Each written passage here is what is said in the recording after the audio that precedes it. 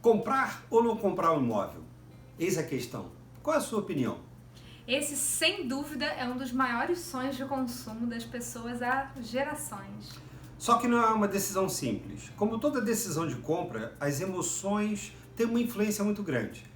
Até aí tudo bem, desde que você considere e reflita sobre isso antes de tomar qualquer decisão. Comprar um imóvel não é como comprar um carro ou um celular. É um bem mais caro e tem uma série de impactos na nossa vida financeira, né? Nesse vídeo vamos conversar um pouco sobre isso, para te ajudar a decidir se será ou não um bom negócio para você aí do outro lado da tela. Se ainda não nos conhece, eu sou Ju Frota. E eu sou Nelson Paiva. E esse aqui é o seu lado mais seguro.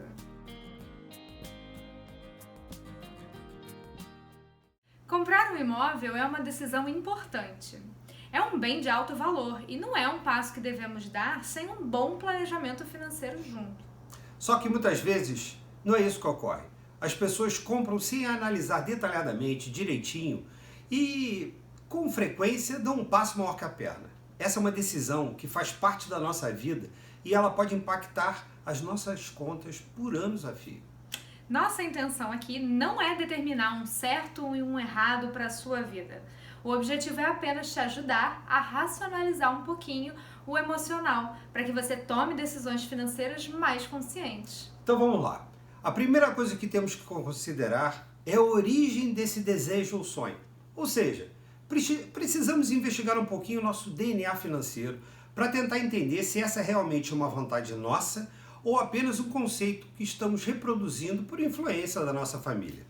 Até os anos 70, o país era predominantemente rural. O nosso sistema financeiro era precário e o número de pessoas fora do sistema bancário era elevado. Naquela época, qualquer sobra de dinheiro facilmente viraria um terreno ou um imóvel. Em paralelo, as cidades só cresciam, então os ganhos eram praticamente quase certos. Além disso, as gerações passadas viveram períodos em que a economia não tinha nenhum tipo de estabilidade e pouca oferta de investimento para as pessoas.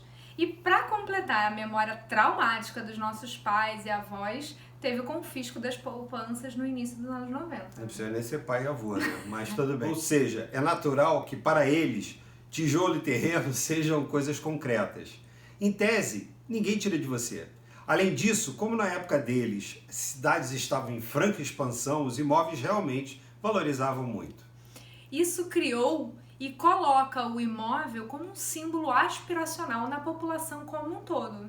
As pessoas querem ter acesso à casa própria para sair do aluguel, justamente por ter no imaginário o imóvel como símbolo de absoluta segurança. Além disso, aqueles que têm condições financeiras também são levados pelo desejo de deixá-los para os filhos como herança, também satisfazendo essa sensação de segurança para os filhos, né? Só que muitas dessas decisões são tomadas sem a devida análise e a sucessão do imóvel também não é considerada. Hoje o cenário mudou muito. A economia se estabilizou, os juros e a inflação baixaram. O governo, em vez de pegar dinheiro emprestado e pagar juros altos, quer estimular o desenvolvimento das empresas, para que elas cresçam e gerem mais recursos e mais empregos. Logo, empurrar as pessoas para diversificarem o investimento em busca de melhor rentabilidade é o nome do jogo agora. Pois é, só que nesse momento também isso pede uma posição mais ativa das pessoas. Organizar as contas, se proteger financeiramente e investir para formar patrimônio dá algum trabalho e leva algum tempo. Como bem explica o Gustavo Cerbasi no livro Investimentos Inteligentes, qualquer forma de multiplicar riquezas é um investimento. E que a qualidade desse investimento depende mais do grau de atenção que você dedica a ele do que simplesmente a escolha de tê-lo no seu portfólio, na sua carteira. Pois é, no passado bastava decidir, quero investir ou não. Hoje, para termos os mesmos retornos, dá um pouco mais de trabalho, né? Em paralelo a isso, há uma mudança cultural muito importante. No passado, ter um imóvel fazia muito sentido. As pessoas moravam e trabalhavam a vida inteira no mesmo lugar. Hoje isso já não é tão assim. Pois é, você vai morar e trabalhar 30 anos no mesmo lugar? Faz sentido financiar um imóvel por 30 anos? Ou é melhor investir um tempo maior, alugar e para usar os juros a seu favor e mais lá na frente você pensar em comprar. Aí você pode dizer, mas o aluguel, o imóvel não é meu. Realmente, sobre esse aspecto, existem algumas considerações que a gente precisa fazer também. Se o imóvel estiver financiado, ele também não é seu. Será apenas quando terminar de pagar. E se a prestação ocupar um percentual grande da sua renda, qualquer imprevisto, você corre o risco de não conseguir pagar e perder o imóvel. Se o imóvel já é seu, mas você não tem nenhum dinheiro guardado, qualquer imprevisto mais sério pode deixar com a corda no pescoço. Não é bom concentrar só em imóvel. Tem a questão da mobilidade também. No passado, era comum as pessoas viverem e trabalharem no mesmo lugar uma vida inteira. Hoje, mudamos de emprego e de local a qualquer momento. No seu contexto de vida e de trabalho, faz sentido ficar preso, imobilizado ou não faz diferença? Até o desejo de deixar um bem para os filhos precisa de um planejamento financeiro adequado para a sucessão e para a família. Já falamos sobre isso em outros vídeos, vamos deixar o link aqui para você dar uma olhadinha, vale a pena. Então, existem hoje diversas soluções que são complementares, tanto de investimento quanto de proteções financeiras, que combinadas podem fazer o dinheiro trabalhar melhor para você. Para ficar bem claro, nós não estamos falando aqui do chamado seguro resgatável. Vou deixar um outro link aqui também onde a gente explica melhor sobre isso. Estamos falando aqui que se ao invés de você comprar um imóvel para deixar para os seus filhos, você compra uma herança, como um seguro de vida. Não necessariamente você precisa ter um imóvel para ter a sensação de segurança que você quer transmitir. Pois é, ainda entra aqui um outro fator que reforça essas nossas crenças. Nosso imaginário também é muito influenciado pela cultura americana. Os filmes reforçam aquele sonho americano da casa própria, né? Mas o cenário econômico dos Estados Unidos e histórico é completamente diferente do Brasil. E o modelo de financiamento imobiliário lá é diferente também.